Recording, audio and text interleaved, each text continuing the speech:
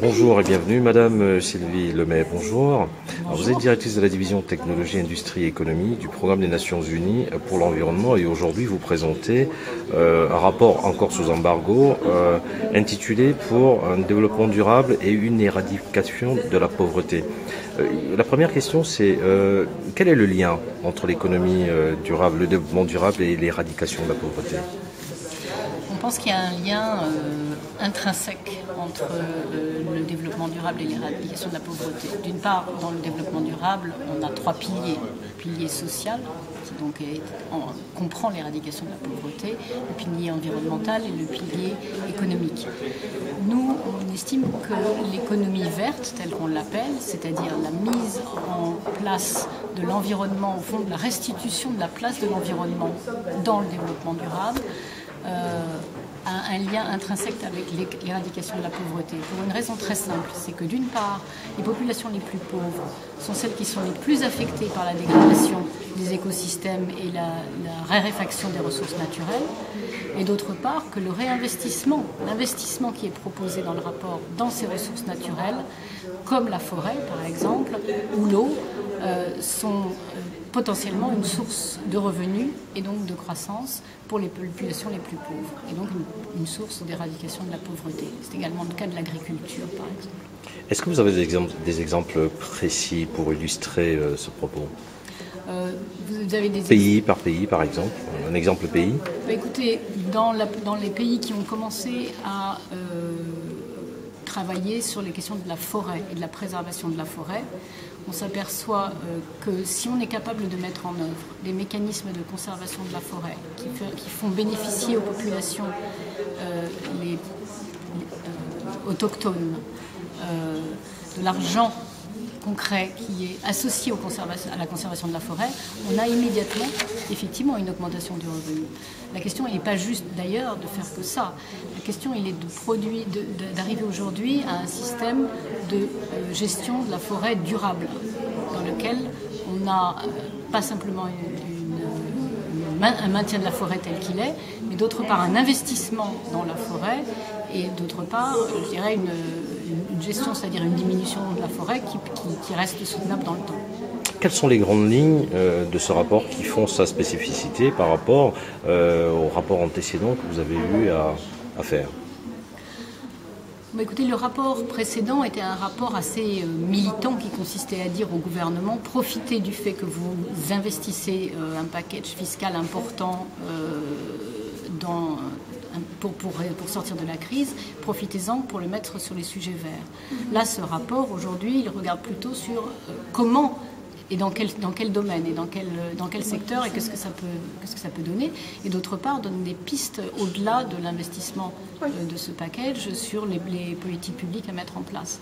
Puis je crois que la spécificité de ce rapport, c'est de dire qu'il y a vraiment deux choses essentielles qui sont importantes dans l'économie verte, c'est l'investissement dans les ressources et en quoi est-ce que cet investissement dans les ressources va être la source de la croissance future, et d'autre part, précisément aussi l'efficacité de l'usage de ces ressources, c'est-à-dire plus on sera économe en usage de la ressource, et également plus la croissance, à la fois aujourd'hui, immédiatement et future, sera importante.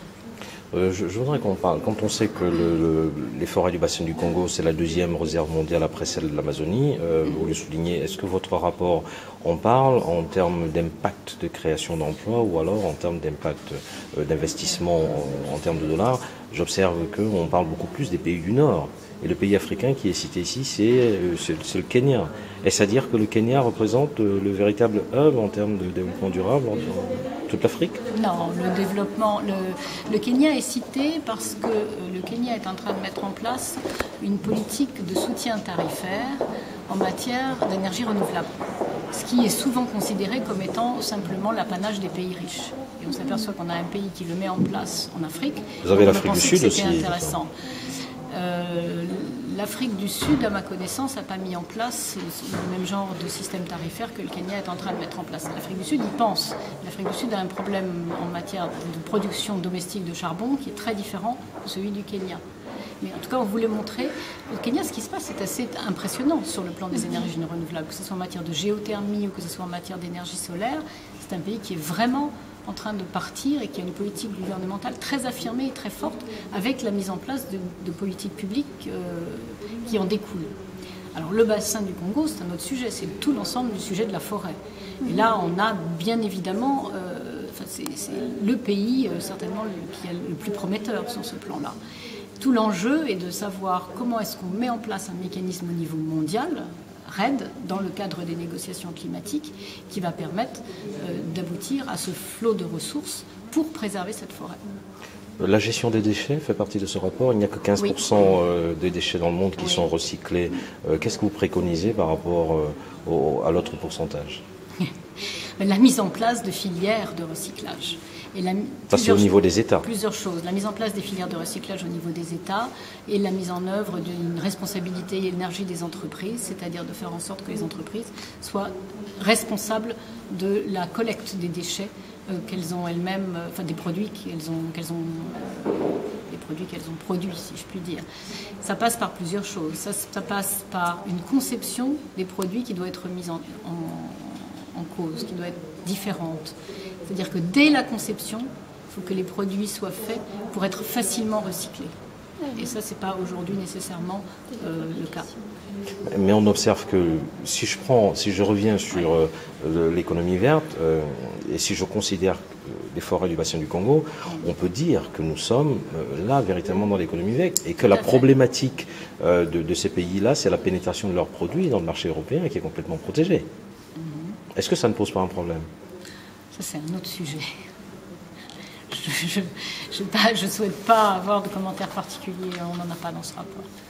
Alors, au niveau des grands investissements, la Chine, c'est à peu près 500 milliards, et je crois d'ailleurs c'est le premier pays, à peu près 500 milliards, dont les fonds publics, par rapport à tout ce qui est vert, dont la Chine est un véritable exemple. Dans le plan quinquennal qu'ils sont en train de mettre en œuvre maintenant. Quels sont les autres pays qui suivent la Chine? Alors vous avez bien évidemment les États-Unis, dont une grosse partie du package de relance fiscale a été... Ils ont refusé de rallier le protocole de Kyoto, les Américains. Oui, non mais vous me demandez sur les packages fiscaux. Donc sur ce plan-là, les États-Unis sont le deuxième. La Chine, bien évidemment, évidemment la Chine vient d'en parler.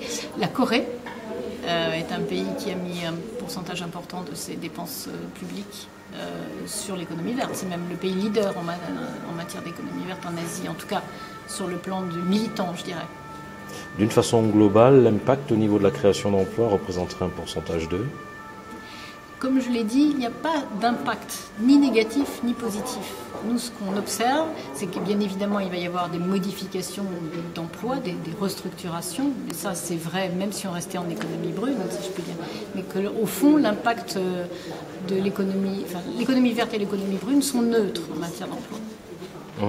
Et la question des subventions vous taronne, le subventionnement de l'agriculture, est-ce qu'il faut les maintenir, il faut les diminuer ou il faut les suspendre?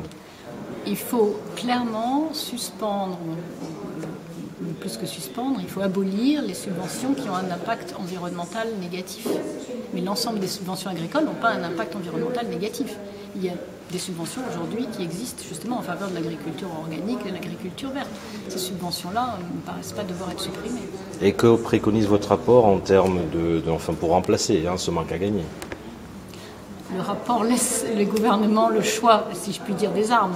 Il est tout à fait possible aujourd'hui de diminuer, par exemple, des taxes sur, par exemple, les exploitations agricoles ou les taxes sur les salaires. Tout dépend de la façon dont les gouvernements souhaiteront mettre ça en place. Justement, à propos des gouvernements, quel type de mise en place vous préconisez? On ne préconise pas. Ce n'est pas un rapport qui suggérez. Préconise. C'est un rapport qui offre des expériences qui existent dans le monde et qui offrent le choix, si je puis dire, des armes, c'est-à-dire des politiques publiques qui peuvent être mises en œuvre. Ce n'est absolument pas un rapport prescriptif et on ne veut pas qu'il le soit. Madame Lemay, je vous remercie. Je vous remercie.